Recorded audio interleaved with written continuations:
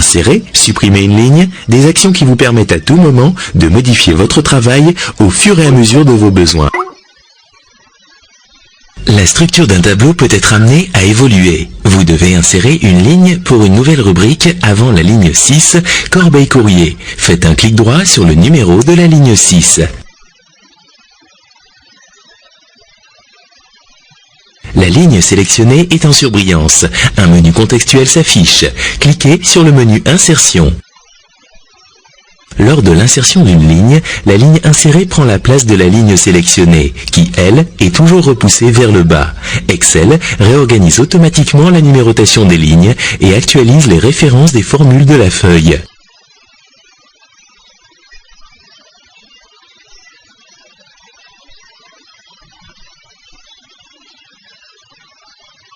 L'icône, option d'insertion, apparaît sous la ligne insérée. Cliquez sur l'icône.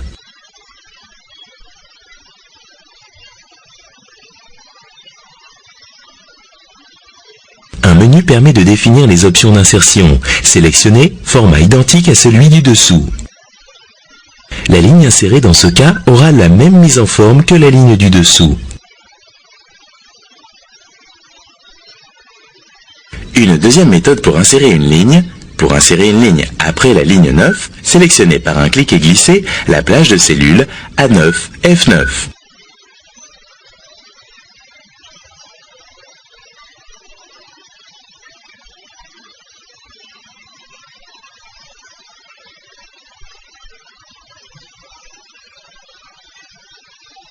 Appuyez et maintenez appuyée la touche majuscule de votre clavier et faites glisser la poignée de recopie vers le bas.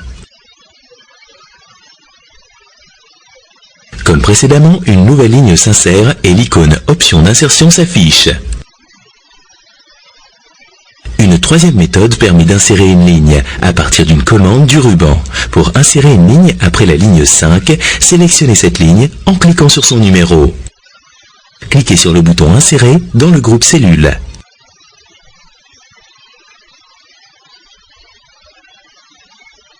Une ligne est insérée au-dessus de la ligne 5. Pour supprimer la ligne 7, faites un clic droit sur l'entête de la ligne 7. Dans le menu contextuel qui s'affiche, cliquez sur Supprimer. La ligne est immédiatement supprimée.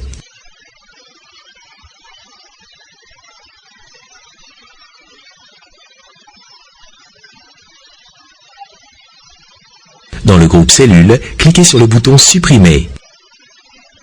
La ligne est supprimée. Cette leçon est terminée. Insérer, supprimer une colonne, des actions qui vous permettent à tout moment de modifier la présentation de vos données en fonction de vos besoins. Vous souhaitez insérer une colonne pour faire ressortir la TVA avant la colonne F. Pour insérer une colonne avant la colonne F, sélectionnez la colonne F en cliquant sur son en-tête. Cliquez sur le bouton Insérer du groupe Cellules. La colonne est insérée. Utilisez une autre méthode pour insérer une colonne avant la colonne C. Faites un clic droit sur l'entête de la colonne C. Dans le menu contextuel qui s'affiche, cliquez sur Insertion pour insérer une colonne. Une nouvelle colonne est insérée. Pour supprimer la colonne G, faites un clic droit sur l'entête de cette colonne. Cliquez sur Supprimer. La colonne est supprimée. Pour supprimer la colonne C, à partir d'une fonctionnalité du ruban, cliquez sur l'entête de la colonne C. Pour supprimer cette colonne sélectionnée, cliquez sur le bouton Supprimer du groupe Cellules. La colonne est supprimée. Cette leçon est terminée. Le rendu visuel de vos données est important. Aussi, il est souvent utile de modifier la hauteur des lignes. Par défaut, la hauteur d'une ligne s'adapte au contenu. Pour modifier la hauteur d'une ligne, sélectionnez la ligne 1 de votre feuille en cliquant sur son en-tête. Pour modifier la hauteur de cette ligne, amenez le pointeur sur la bordure horizontale sous le numéro de la ligne à ajuster. Il se transforme en une double flèche. Puis cliquez et faites glisser la bordure vers le bas pour obtenir une hauteur de ligne de 48 points dans l'infobulle.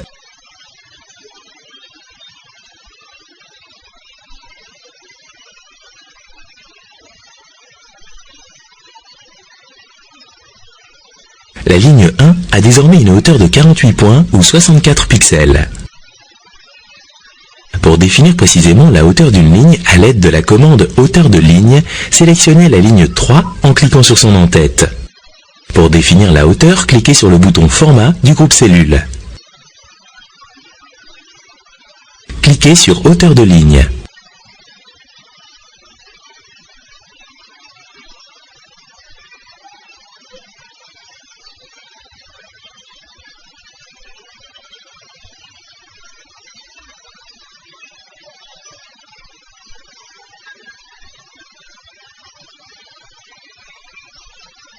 La hauteur de la ligne 3 est maintenant de 25 points.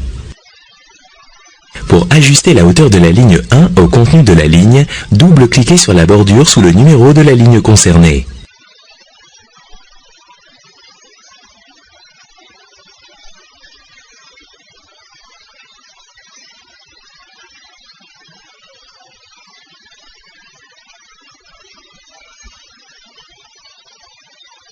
La ligne s'est automatiquement ajustée à la taille du contenu de la cellule.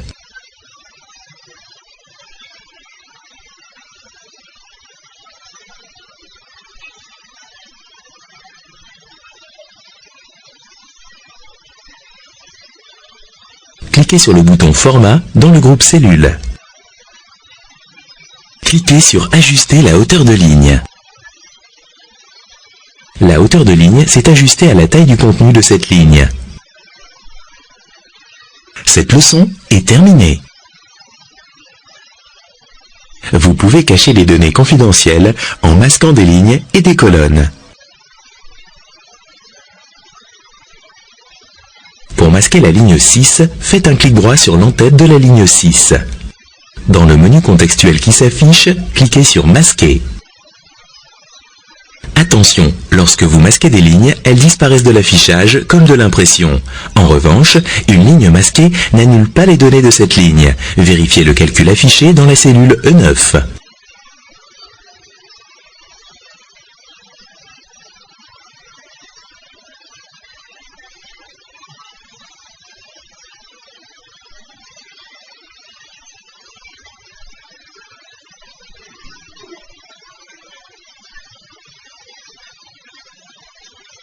Pour afficher des lignes masquées, sélectionnez la ligne située au-dessus et la ligne située au-dessous de la ligne masquée. Faites un clic droit sur cette sélection d'en-tête et dans le menu contextuel qui s'affiche, cliquez sur Afficher.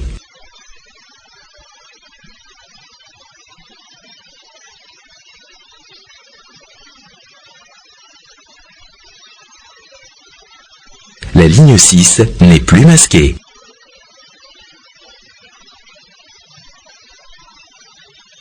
Pour masquer la colonne Total acheté, faites un clic droit sur l'entête de cette colonne.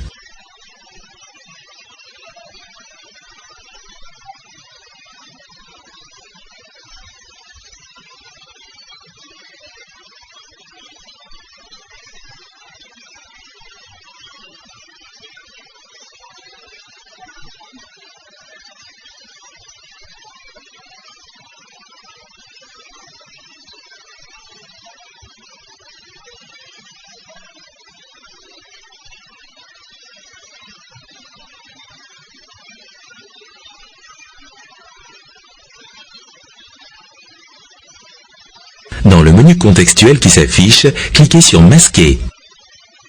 La colonne E est masquée. Pour réafficher la colonne masquée, sélectionnez les colonnes de part et d'autre de la colonne masquée par un clic et glisser, puis faites un clic droit sur la sélection. Dans le menu contextuel qui s'affiche, cliquez sur Afficher. La colonne masquée auparavant est de nouveau affichée.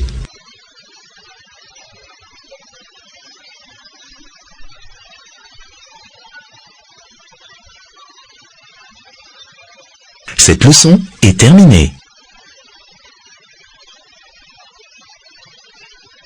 rendu visuel de vos données est important. Aussi, il est souvent utile de modifier la largeur des colonnes.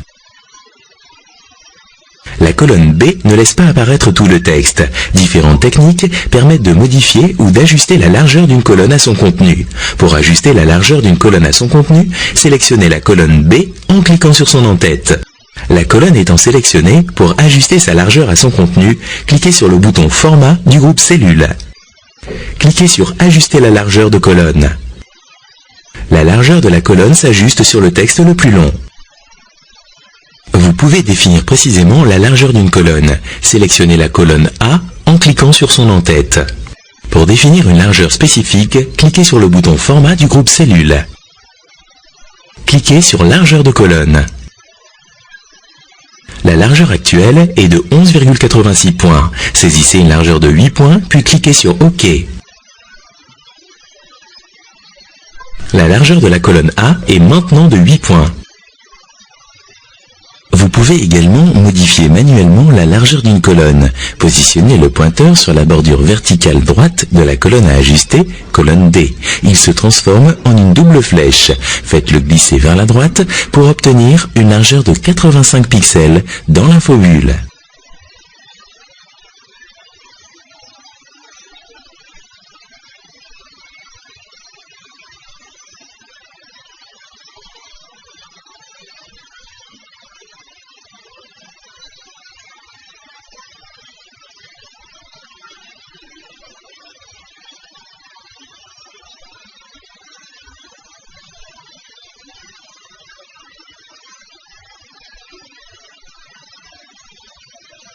La largeur de la colonne est modifiée. Une autre méthode permet de modifier la largeur d'une colonne. Faites un clic droit sur l'entête de la colonne E. Cliquez sur Largeur de colonne. Modifiez la largeur actuelle en saisissant 12, puis cliquez sur OK. La largeur de la colonne E est maintenant de 12 points. Cliquez sur l'onglet Feuille 2. Pour modifier la largeur de toutes les colonnes d'une feuille de calcul, cliquez sur la case « Sélectionnez tout ». Positionnez le pointeur sur la bordure verticale entre deux colonnes, par exemple entre C et D. Glissez déplacez vers la gauche pour rétrécir toutes les colonnes à 25 pixels de large.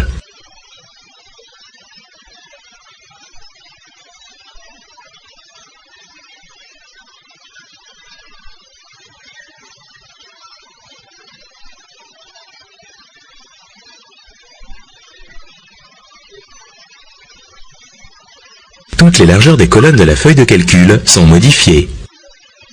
Cette leçon est terminée. Votre tableau est réalisé, mais vous souhaitez tout inverser. Excel vous permet de transposer des lignes en colonnes et vice-versa. Vous souhaitez convertir un tableau disposé en ligne en un tableau en colonne, sélectionnez la plage de cellules A1E2.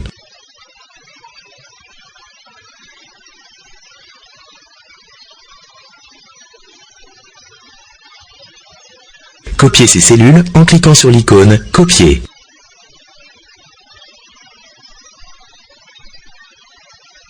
Sélectionnez la cellule A3 en cliquant dedans. Pour effectuer un collage spécial, cliquez sur la flèche associée au bouton « Coller ». Cliquez sur « Collage spécial ».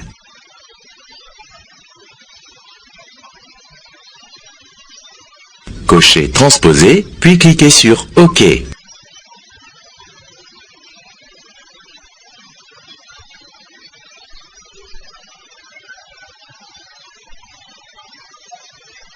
Votre tableau est maintenant présenté en colonne. Il vous reste à supprimer les lignes 1 et 2. Cliquez « Glisser » sur les en-têtes des lignes 1 et 2 pour les sélectionner.